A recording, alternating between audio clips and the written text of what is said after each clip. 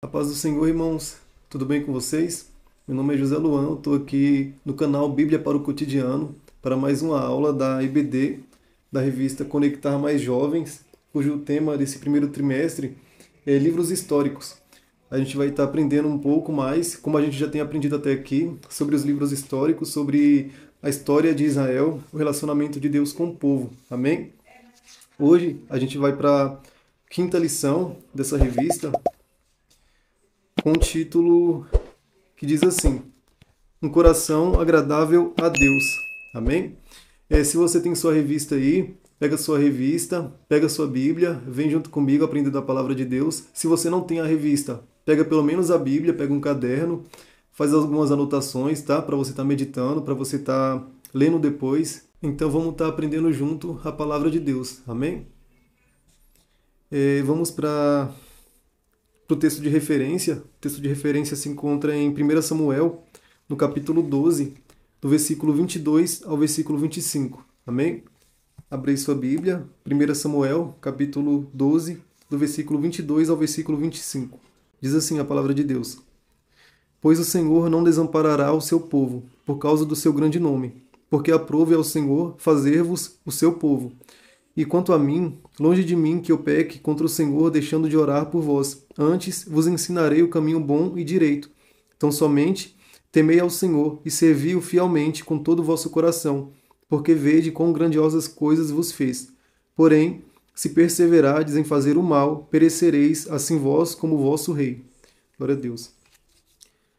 Eu vou estar alguns momentos olhando aqui no meu esboço, tá bom, irmão? Porque vou estar aqui recapitulando a aula e eu fiz bastante anotação, então eu vou estar sempre olhando para cá, tá bom? Para você entender, tá? Então aqui, nesse contexto de que a gente leu, Samuel ele reúne o povo e ele diz para o povo que já está velho e ali ele tem uma conversa com o povo. Mas só que antes da gente entrar aqui nesse texto, a gente lá no capítulo 8, o povo tinha pedido para Samuel um rei. O povo queria ter um rei, assim como as outras nações, porque o povo de Israel olhou para outras nações, via que as outras nações tinham rei, e eles também queriam ter um rei. Só que eles já tinham um rei, e o rei deles era o próprio Deus. Eles tinham o rei dos reis como rei deles.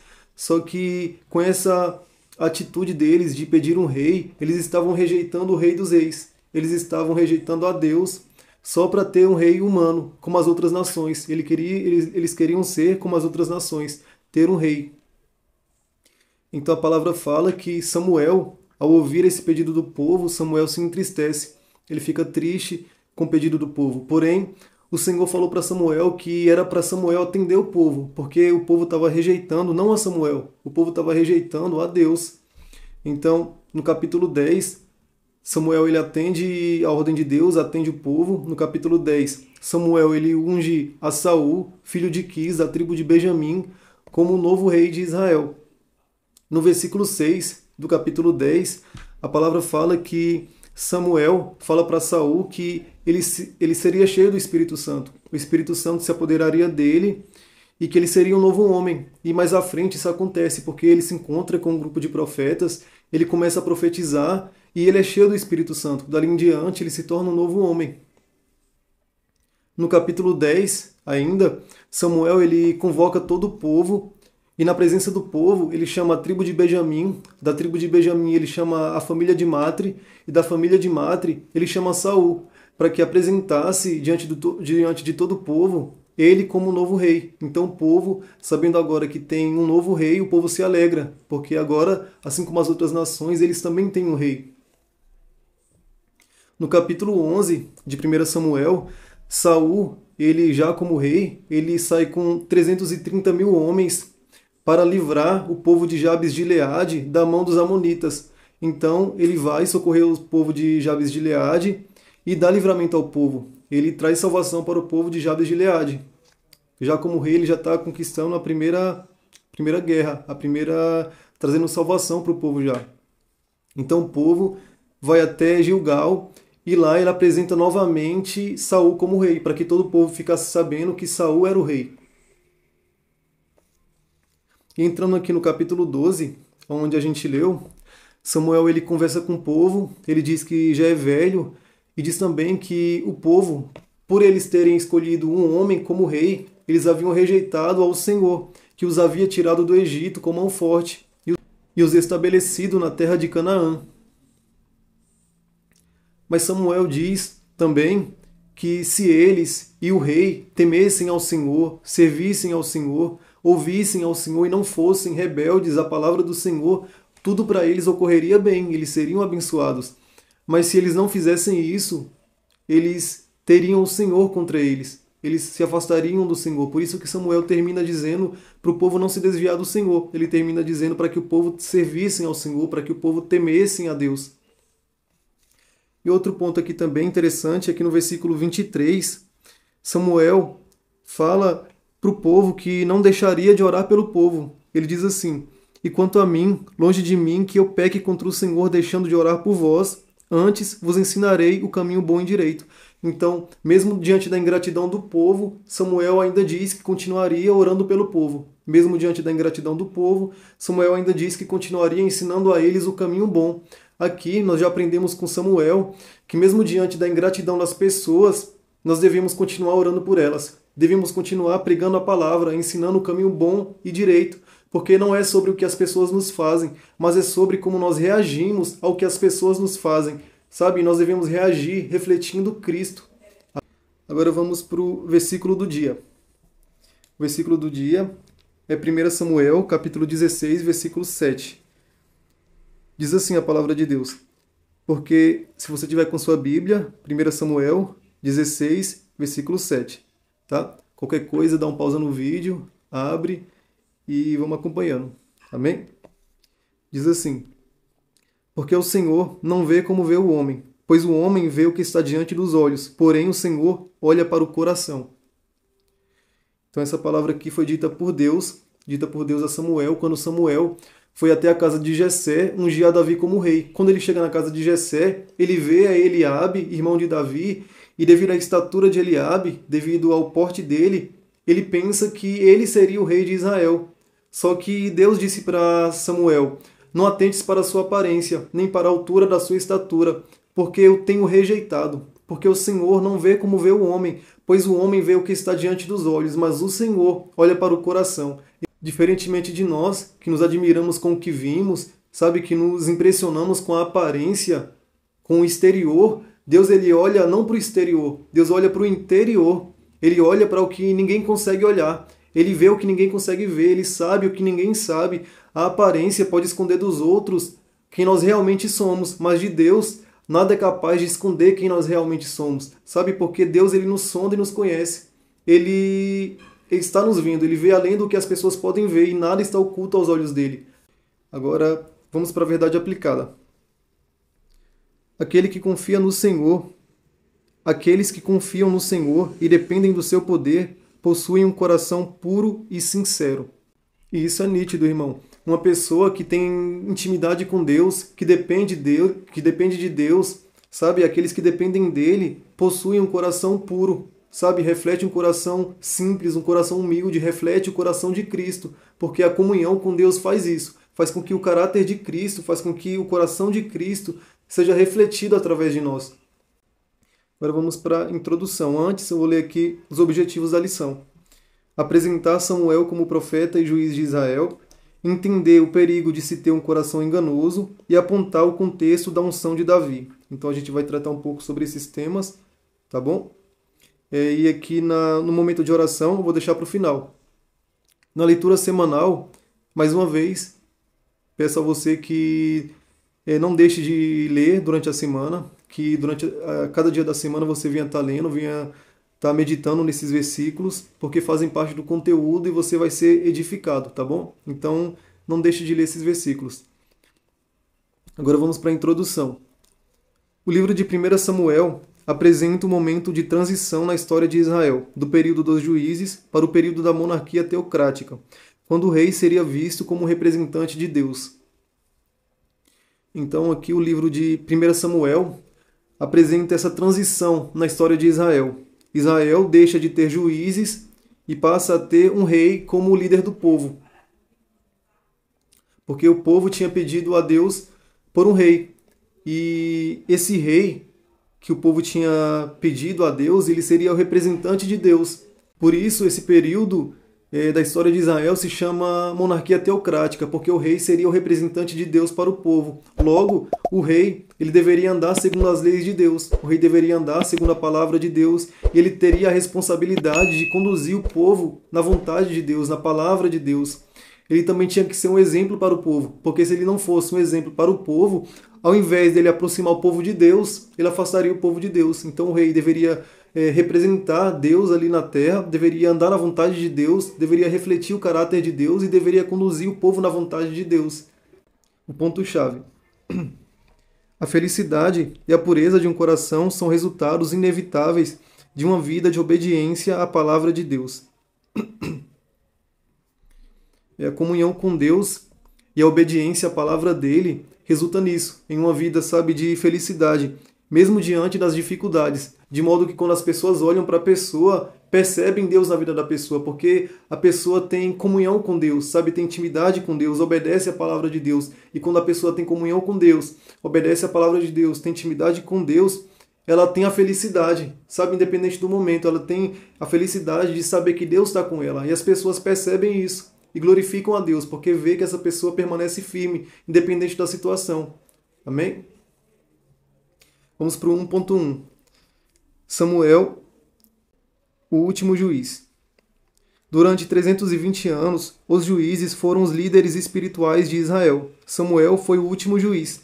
Ele foi preparado desde a sua infância para trazer a nação aos caminhos do Senhor. 320 anos.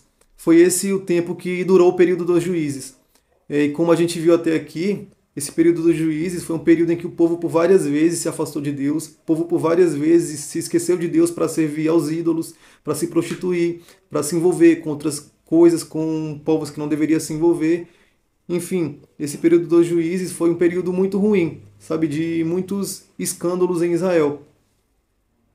Só que a palavra de Deus fala em Samuel, no capítulo 1, que havia uma mulher chamada Ana, mulher de Eucana, que orou a Deus pedindo por um filho, porque ela era estéril, ela não podia gerar. Mas mesmo não podendo gerar, mesmo sendo estéril, ela continuou orando a Deus. Ela continuou pedindo a Deus e ela disse a Deus em oração que se Deus desse a ela um filho, ela consagraria esse filho ao Senhor, para que estivesse na casa do Senhor, servindo ao Senhor todos os dias da vida dele. E a palavra também diz que Deus atendeu a oração de Ana. Deus deu a Ana um filho e ela colocou o nome dele de Samuel. Ela ficou um tempo com Samuel, depois de um tempo ela levou ele para a casa de Deus. E ali ele ficou servindo a Deus todos os dias da vida dele. Ali ele foi crescendo na presença de Deus, foi aprendendo a servir a Deus, foi conhecendo a Deus. Entrando no 1.1 para a gente entender melhor o cenário em que Samuel estava crescendo. Diz assim, cenário caótico. No dia em que o rei Salomão destituiu Abiatar do sacerdócio, cumpriu-se a sentença de Deus sobre a casa de Eli. Eli era um sacerdote conhecido no seu tempo, mas sua fama não foi capaz de encobrir sua ineficiência como pai. Seus filhos, Ofni e Finéias, não tinham um coração voltado para Deus e tiravam vantagem de sua posição para roubar o sacrifício antes que esse fosse oferecido a Deus. Comiam a carne antes da gordura queimar, além de se deitarem com as mulheres que em bando se ajuntavam à porta da congregação. Ofni e Finéias tratavam a oferta de Deus com total desrespeito. Por isso, a casa de Eli seria destituída da sua função pelo próprio Deus. Então foi o próprio Deus, devido a toda essa situação, que destituiu a casa de Eli, a descendência de Eli do sacerdócio. Então a gente vê aqui o ambiente que Samuel estava crescendo. Sabe, o ambiente que Samuel estava crescendo era um ambiente de corrupção, porque os sacerdotes eram corrompidos. Eli, que era o sacerdote, ele, sendo sacerdote, não soube exercer o sacerdócio na sua família. Ele tinha um título de sacerdócio, mas não soube exercer o sacerdócio com seus filhos. E aqui eu aprendo, irmão, que não adianta nada a gente carregar o título de cristão se a nossa vida não é coerente com esse título de cristão que nós carregamos. Não adianta nada a gente carregar o nome de cristão se na nossa casa, com a nossa família, com os nossos parentes, na escola, no trabalho, a nossa vida não condiz com esse nome, sabe? Não tem coerência, então não adianta carregar esse título. E outro ponto também aqui é que a palavra fala que Ofni e Finéias, filhos de Eli, que também eram sacerdotes, eles eram corrompidos. eles estavam na casa de Deus, mas faziam tudo aquilo que não prestava. Eles estavam na casa de Deus, mas não tinham intimidade com Deus. Eles não estavam nem aí para Deus. E tem muita gente hoje também que estão iguais a Hófini e Finéias. Estão na casa de Deus, mas vivem uma vida torta. Estão na casa de Deus, mas só que não têm intimidade com Deus. E essas pessoas precisam entender que estar na casa de Deus não significa pertencer ao Deus da casa. Sabe, se quer estar na casa de Deus, tem que ter comunhão com Deus. Se quer estar na casa de Deus, tem que ter intimidade com Ele, tem que pertencer a Ele. Porque não adianta nada estar na casa se não pertence ao Deus da casa. Amém? Então que você reflita nessas palavras, tá bom? Vamos para o 1.2. O chamado profético. Israel parecia estar vivendo um profundo distanciamento da lei do Senhor. Foi então que Deus levantou Samuel, um jovem sacerdote que ministrava na sua presença. O coração de Samuel estava totalmente voltado para o Senhor. O novo sacerdote de Israel também atuou como juiz, sendo o último dessa classe. Samuel foi também o fundador de uma ordem regular de profetas em Ramá e peça fundamental no processo de introdução da monarquia em Israel. Deus estabeleceu mais uma vez um canal de comunicação com o seu povo. Mesmo nesse cenário ruim de corrupção que estava entre os sacerdotes, de infidelidade, Deus ele levantou Samuel. Samuel cresceu nesse ambiente de corrupção, mas só que ele não se corrompeu. Samuel ele cresceu nesse ambiente ruim, mas ele não deixou ser influenciado por esse ambiente. Pelo contrário, ele ministrava perante o Senhor. Ele tinha um coração voltado ao Senhor. Samuel não deixou que o ambiente corrompesse ele. Sabe, que a gente também não deixe que os ambientes nos corrompam. Que a gente não deixe que as más influências nos influenciem, mas que a gente permaneça em fidelidade diante de Deus. Que o nosso coração seja voltado para Deus. Que a gente permaneça servindo a Deus, temendo a Ele, assim como Samuel. E outra coisa também, em nenhum momento, lendo a palavra de Deus, eu vi Deus falando diretamente com Hófini e Finéias. Mas no capítulo 3 de 1 Samuel, eu vejo Deus falando com Samuel. Deus chamando Samuel, porque, sabe por quê? Porque Samuel, ele não só tinha um título de cristão, como Hófini e Finéias. Samuel era um cristão de fato, ele era um cristão verdadeiro. E Deus falou com ele, porque Deus fala com aqueles que são verdadeiros, com aqueles que têm um coração voltado para Ele. Amém? Agora vamos para o refletindo. Se escolhemos a Deus no governo de nossa vida, gozaremos de suas bênçãos, mas se o desprezarmos, estaremos fadados à morte. Se Deus for o governante de nossa vida, nós desfrutaremos das bênçãos do seu governo. Mas se ele não governar a nossa vida, quem vai governar, infelizmente, é o coisa ruim. E o reino, o governo do coisa ruim se resume em duas coisas, em destruição e morte. Então que a gente deixe que Deus governe a nossa vida. Sabe, que nós nos submetamos ao governo de Deus. E que Deus ele reine sobre nós, porque assim a gente vai desfrutar as bênçãos dele. Assim a gente vai contemplar o governo dele sobre nós, que é um governo de paz, que é um governo bom. Amém? Vamos para o ponto 2. O engano do coração. Lemos na Bíblia que o povo de Israel desprezou o grande libertador, que os tirou com mãos fortes do Egito, e os conduziu através do deserto, criando um caminho seco por entre o Mar Vermelho. Vemos que Israel, admirado com a liderança de um rei humano dos povos vizinhos, pediu a Deus um rei sobre eles. Então, ao rejeitarem ao Senhor, Deus deu a eles Saul, da tribo de Benjamim, como primeiro rei de Israel.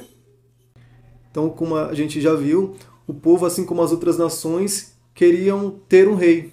Queriam ter um rei do mesmo modo que elas tinham um rei. Eles pedem um rei a Samuel, mas só que com essa atitude de querer ter um rei, eles estavam desprezando o rei dos reis. Eles estavam desprezando aquele que tirou eles do Egito com mão forte. Eles estavam desprezando aquele que, quando eles estavam com fome, enviou maná para eles comer. Que, quando eles estavam com sede, fez água brotar da rocha. Que, quando eles estavam com frio, tinha uma coluna de fogo de noite que os aquecia também. Que, quando eles estavam com calor, tinha uma coluna de nuvem durante o dia que os protegia do sol. Sabe? A gente vê aqui a ingratidão de Israel. Mas só que, ao mesmo tempo que a gente vê a ingratidão de Israel, a gente também tem que olhar para a nossa vida. E quando a gente faz isso, a gente percebe também que muitas das nossas atitudes não são muito diferentes das atitudes deles. Porque quantas vezes o Senhor manifestou a nós a sua bondade, manifestou a nós o seu cuidado, nos guardou, nos protegeu, e mesmo assim nós também desprezamos Ele, querendo outras coisas. querendo coisas que ele não quer para nós. Só porque os outros têm, a gente quer ter também. Mas não é porque os outros têm que Deus quer que a gente tenha também, porque Deus sabe o que é melhor para nós. Deus cuida de nós. Se Ele cuida das aves do céu, se Ele cuida dos lírios do campo, porventura Ele não cuidaria dos seus filhos? Ele cuida de nós, então que a gente venha reconhecer a bondade dEle, que a gente engrandeça Ele pelo cuidado que Ele tem por nós, que a gente não deixe que a ingratidão tome conta do nosso coração. Amém? Mas que a gente permaneça adorando a Deus, servindo a Ele e reconhecendo a bondade dEle, porque Ele é bom e a sua misericórdia dura para sempre. Amém? 2.1 O perigo da vaidade. Assim que o povo se reuniu pedindo um rei, Samuel se entristeceu com o que estava ouvindo. Mas o próprio Deus o consolou, dizendo que o povo não o estava rejeitando, mas ao próprio Deus. E Saul, um homem alto, forte e humilde, foi coroado rei, e foi exaltado como o povo queria. Entretanto, logo o seu coração se corrompeu, buscando mais o seu sucesso e sua fama nacional do que a fidelidade ao Senhor. Sua soberba era tanta que chegou a sacrificar no lugar do sacerdote. Sua vaidade lhe roubou a capacidade de se aproximar de Deus e o fez cair. Então, como a gente viu, o povo pediu a Deus um rei, e Deus deu a eles um rei, cujo nome era Saul, da tribo de Benjamim. Saul era um cara belo, era um cara bonito, ele era um cara que tinha, sabe, um porte de rei, ele era alguém que as pessoas podiam olhar para ele e ver que ele era um cara que poderia ser o rei. Ele também tinha a presença do Espírito Santo, porque, como a gente viu lá no início, o Espírito Santo encheu ele, e a palavra fala que no começo do reinado dele, ele até começou bem, mas só que quando a gente vai lendo a história de Saul, vai lendo a Bíblia e vai vendo os acontecimentos, vendo as atitudes dele, a gente percebe que ele se corrompeu, que ele se afastou de Deus, ele começou a desobedecer a Deus, queria sacrificar e sacrificou no lugar do sacerdote, coisa que ele não deveria fazer, quem deveria fazer era o sacerdote. Então a gente vê que ele tirou os olhos de Deus e passou a olhar para si. E foi assim que ele se corrompeu. Ele tirou o foco de Deus e começou a focar em si demais. Ele se afastou de Deus, perdeu a presença de Deus. E aqui eu entendo, irmão, que enquanto nossos olhos estão fixos em Deus, nós permaneceremos de pé. Mas quando nós tiramos os nossos olhos de Deus e passamos a olhar demais para nós, supervalorizando o que nós somos, a posição em que nós estamos, há uma grande possibilidade que a gente caia na presença de Deus. Há uma grande possibilidade que a gente se afaste dele, sabe? Porque os nossos olhos não têm que estar fixos em nós, porque a gente é falho, a gente é pecador, a gente tem grande possibilidade de se corromper, de pecar. Por isso que nossos olhos têm que estar fixos em Deus. Então que os nossos olhos estejam fixos nele. Independente de quem nós somos, independente da posição em que nós estamos, que os nossos olhos estejam fixos nele, o autor e consumador da fé, porque é ele quem vai nos fazer permanecer de pé. Amém? Agora vamos para o 2.2. Falta de arrependimento. Saul passou a viver um declínio espiritual tão grande que Deus permitiu que um espírito maligno atormentasse sua vida. Acumulou erros que trouxeram grandes consequências para Israel, tais como determinou que seu exército se abstivesse de comida, decretou a sentença de morte contra seu filho, não exterminou os amalequitas e seus animais como Deus havia ordenado, não havia desejo de arrependimento em Saul, então Deus o rejeitou. Entendemos que um coração endurecido fere mais a Deus do que a prática do pecado de fato. Um coração endurecido deixa mais Deus triste do que a prática de fato do pecado. A gente vai entender mais na frente isso. Então aqui nós vemos, irmãos, que Saul se corrompeu, ele passou a viver um declínio espiritual, só foi se afundando cada vez mais, e no capítulo 16, no versículo 14, a palavra fala que o Espírito Santo se retirou de Saul, e um espírito maligno passou a atormentar a vida dele. Ele perdeu a presença do Espírito Santo de Deus, e um espírito maligno passou a atormentar a vida dele, porque ele se corrompeu, ele se afastou de Deus. E é isso que acontece quando alguém se afasta de Deus, quando alguém se corrompe. Ele perde a presença de Deus, sabe? Sai da presença de Deus, perde a presença de Deus, do Espírito Santo, e espíritos malignos passam a entrar na vida da pessoa, passam a fazer parte da vida da pessoa e atormentar a vida dela. Por isso que é melhor a gente permanecer na presença de Deus, porque mais vale perder tudo, sabe? É melhor perder tudo do que perder a presença dele. Lembra do que Davi disse lá no Salmo 51, no versículo 11? não me lances fora da tua presença, nem retires de mim o teu Espírito Santo, sabe? É isso que a gente tem que ter medo de perder, é a presença do Espírito Santo.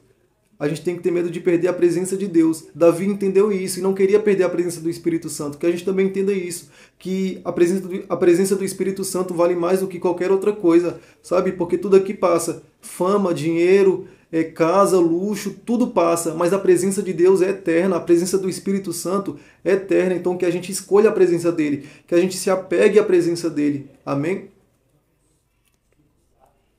E outro ponto aqui também, que eu falei que ia explicar melhor, é que não havia desejo de arrependimento em Saul. Então Deus o rejeitou. Entendemos que um coração endurecido fere mais a Deus do que a prática do pecado de fato. Então, vemos que não havia em Saul um desejo de arrependimento. Por isso que Deus rejeitou Saul, porque o perdão de Deus só é acessível para aqueles que se arrependem, para aqueles que se arrependem com o coração quebrantado, contrito e sincero. Agora, aqueles que se acham certo, que fazem as coisas erradas, achando que estão certo, não reconhecem que estão errados, que são pecadores, esses são rejeitados por Deus. Sabe, porque Deus ele prefere um pecador confesso do que um santo omisso. Guarde isso, Deus ele prefere um pecador confesso do que um santo omisso. Ou seja, Deus prefere um pecador que confessa que é pecador, que se arrepende, do que um santo que esconde os seus erros e não se arrepende deles. Amém? Então que você medite nessa palavra, que você venha refletir sobre ela. Amém? Vamos para o ponto 3. Um pastor escolhido. Após ter rejeitado a Saul como rei, Deus fez com que Samuel fosse secretamente à casa de Jessé e ungisse a Davi como novo rei de Israel. Podemos ver que, diferentemente de Saul, o novo rei não seria escolhido por atributos externos, mas pela pureza de seu coração. Após rejeitar Saul, Deus ordena que Samuel fosse até a casa de Jessé e ungisse a Davi como novo rei de Israel, no lugar de Saul. E eu acho aqui uma coisa interessante, irmão, aqui no capítulo 16, no versículo 13. A palavra diz que após Samuel ter ungido, 1 Samuel capítulo 16, versículo 13. A palavra diz que após Samuel ter ungido Davi como rei, o Espírito Santo se apoderou de Davi. O Espírito Santo se apodera de Davi no versículo 13. E no versículo seguinte, no versículo 14, a palavra fala que o Espírito Santo se retira de Saul. E olhando para a história de Davi, a gente vê que Davi era alguém que tinha sede da presença de Deus. Ele queria a presença de Deus. Tanto que lá no Salmo 42, no versículo 1 e 2, ele diz assim: como o servo anseia pelas correntes das águas, assim anseia a minha alma por ti, ó Deus. A minha alma tem sede de Deus, do Deus vivo. Então a gente vê que Davi era alguém que era sedento pela presença de Deus. E aqui no versículo 13, ele é cheio da presença de Deus. Em contrapartida, Saul ele perde a presença de Deus. Sabe por quê? Porque ele não tinha mais sede da presença de Deus. A sede dele era por outras coisas. E Deus só enche com a presença dele aqueles que têm sede da presença dele. Então, se nós queremos ser cheios da presença de Deus, nós precisamos ter sede da presença de Deus. E como que a gente vai ter mais sede da presença de Deus? É orando, é lendo a Bíblia, sabe? É se achegando a Deus através da santificação, porque são esses elementos que nos farão desejá-lo cada vez mais. São esses elementos que nos farão anseiar por Ele, como o servo anseia pelas correntes das águas. Amém? Porque quando a gente é sedento por Deus, assim como Davi, Deus ele nos enche com sua presença, ele nos enche com seu Espírito Santo. Então que a cada dia a gente seja cada vez mais sedento pela presença de Deus, deseje cada vez mais ser cheios dele, porque se a gente realmente tem esse desejo no coração, se a gente realmente busca ser cheio dele, assim como Davi, o Espírito Santo vai se apoderar de nós, o Espírito Santo vai nos encher cada vez mais. Vamos para o 3.1. Enfrentando um gigante. Foi no campo de batalha que Deus revelou seu campeão Davi. Quando Israel estava sendo afrontado por um gigante, que media quase 3 metros de altura, cuja armadura pesava 54 quilos, enquanto todos enxergavam Golias como invencível, Davi o enxergava como um homem mortal, pois sua confiança estava em Deus. Notamos que sua fé e experiências adquiridas enquanto protegia as ovelhas de seu pai trouxeram-lhe a vitória. Davi se tornou um herói nacional. tornou-se genro do rei e comandante do exército. Entendemos que Deus estava pavimentando o caminho do jovem guerreiro ao trono de Israel. Então, no pasto, Deus estava preparando Davi, mas foi no campo de batalha que Deus revelou Davi.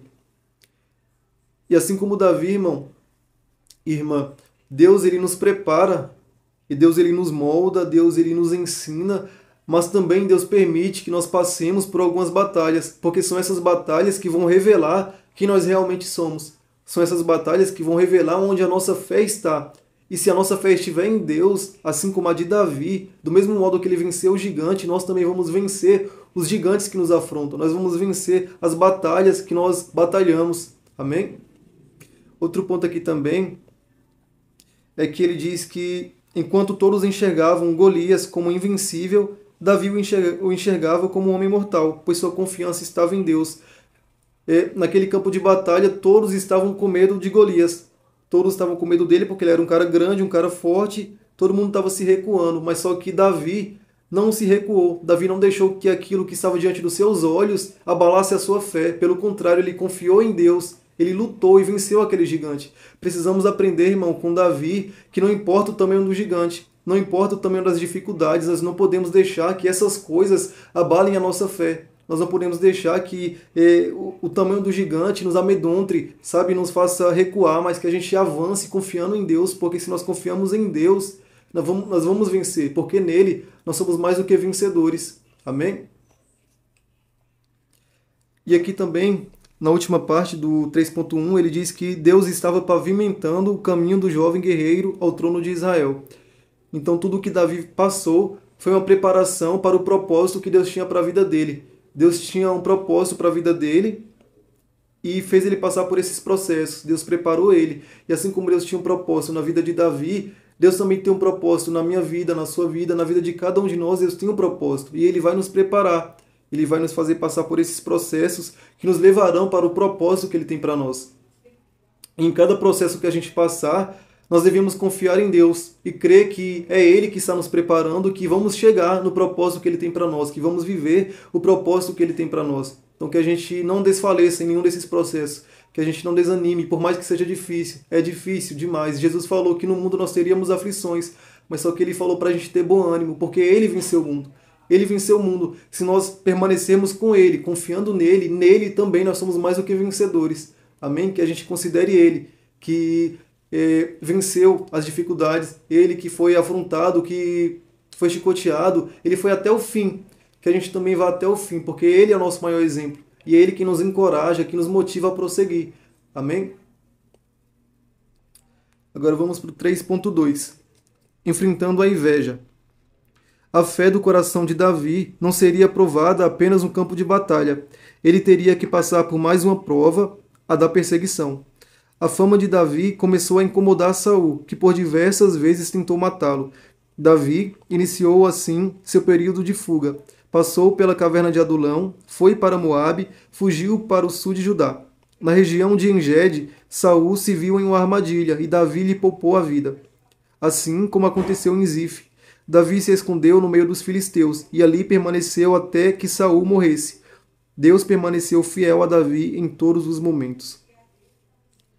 Aqui, irmão, no processo de preparação para o propósito que Deus tinha na vida de Davi, esse processo incluía perseguições também, porque a palavra fala que Saul por várias vezes perseguiu Davi, tentou matar ele, mas só que não matou ele. Sabe por quê? Porque quem estava com Davi era maior do que quem estava com Saul. Glória a Deus. Nós também, irmãos, nesses processos que nós passamos, vamos passar por perseguições, vamos passar por dificuldades, as pessoas vão nos afrontar, mas só que a gente tem que entender uma coisa: maior é quem está com a gente do que quem está com eles. E a nossa confiança tem que estar naquele que está com a gente, que é o Deus de Israel, que é o Deus Todo-Poderoso, que nos consola, que nos conforta e que nos protege, que nos guarda na entrada e na saída. Amém? Aqui também ele disse que Davi teve oportunidades de matar Saul. Davi por várias vezes, 2 vezes, né? Que ele contou foi 2 vezes. Ele teve a oportunidade de matar Saul, mas só que ele não matou Saul. Sabe por quê? Porque Davi, ele era diferente de Saul. Davi não foi chamado para ser igual a Saul. Davi foi chamado para ser a diferença. Deus também nos chamou, irmão, para ser a diferença. Deus não nos chamou para ser igual às pessoas que são do mundo. Deus não nos chamou para agir do mesmo modo que elas agem, para ter o mesmo sentimento delas, não. Jesus nos chamou para ter o mesmo sentimento dele, para tratar da mesma forma que ele trata, para amar como ele ama. Então que a gente seja a diferença. Por mais que as pessoas falem, por mais que as pessoas persigam, por mais que nos acusem, que a gente seja a diferença, porque enquanto a gente é a diferença, o nome dele é proclamado. Enquanto a gente é a diferença, Jesus é anunciado, as pessoas percebem ele em nós, porque a gente foi chamado para ser a diferença. E é sendo a diferença que o nome dele é apresentado, é anunciado, é manifestado. Amém? Agora vamos caminhar para a conclusão. A conclusão diz assim: nosso coração precisa honrar a Deus com fidelidade, seja no meio daqueles que estão pecando, no palácio ou mesmo no meio das ovelhas. Glória a Deus. Então, independente do ambiente que nós estivermos, nós precisamos honrar a Deus, precisamos andar em fidelidade, entendendo que precisamos honrar a Deus, porque nada se esconde dele, pode se esconder das pessoas. As pessoas podem não ver aquilo que fazemos, mas Deus ele vê, ele nos sonda e nos conhece. Então, que a gente busque honrar a Deus em tudo, seja no trabalho, em casa, na igreja, onde estivermos, que a gente busque honrar a Deus. Amém? Então, eu quero agradecer a Deus por essa oportunidade, mais uma vez me concedida. Eu agradeço a Deus pela sua vida, que vai assistir essa aula, que vai ser edificado, em nome de Jesus. Que Deus abençoe a sua vida. Que você também compartilhe essa lição, que você na próxima vez chame mais alguém, quer dizer, chame mais alguém para que venha aprender um pouco da palavra de Deus. Amém? Vamos fazer a oração que o autor pediu, para que tenhamos um coração que viva segundo os propósitos divinos. Amém? Senhor meu Deus, meu Pai, em nome de Jesus eu oro ao Senhor, Jesus. Primeiramente eu te agradeço, Deus, por mais uma lição, pelo Senhor nos ter sustentado até aqui. Obrigado, Pai, pela tua palavra que nos sustenta, que nos encoraja, que nos capacita, que nos revela o Senhor. Obrigado, Deus. Deus, assim como o Senhor preparou Davi para o propósito que o Senhor tinha para a vida dele, Deus nos ajuda a entender também que o Senhor está nos preparando, Pai, para o propósito que o Senhor tem na nossa vida. Mesmo que seja difícil, ajuda-nos, Pai, a permanecer confiando no Senhor, a não se corromper como Samuel não se corrompeu. Nos ajuda, Senhor Jesus, a ter coragem, a coragem de Davi, a confiança que ele teve no Senhor para vencer aquele gigante. Nos ajuda a ter a mesma confiança para vencer os gigantes que no dia a dia nos afrontam, meu Pai. Em nome de Jesus, nos leva em direção ao Teu propósito, Senhor. Nos capacita para vivê-los, nos capacita para cumpri-los. E faz o Teu querer, Pai, na nossa vida. Que a Tua vontade, que é melhor do que a nossa, seja realizada em todos os aspectos da nossa vida, meu Pai. Em nome de Jesus, eu Te agradeço. Amém. Amém, irmãos? Deus abençoe.